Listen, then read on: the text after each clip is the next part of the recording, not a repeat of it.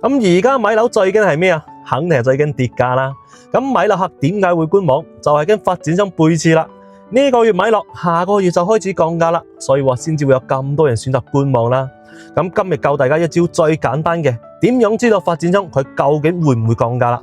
就睇而家呢個樓盤嘅銷量，絕大部分嘅樓盤降價都係因為賣唔喐啦，先迫於無奈降價嘅。咁點樣先知道發展商賣得好唔好？首先千祈唔好直接問售樓部入邊嘅銷售啦，佢肯定會話賣得好嘅，甚至會話可能值翻幾套㗎咋，因為佢哋要促進成交啊嘛。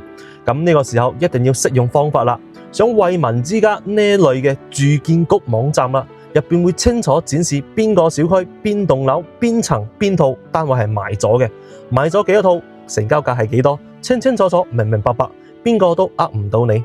咁對於買樓嘅新手嚟講嘅話，你唔知道行情，又唔知道發展商嘅套路啊，好容易會踩坑㗎喎。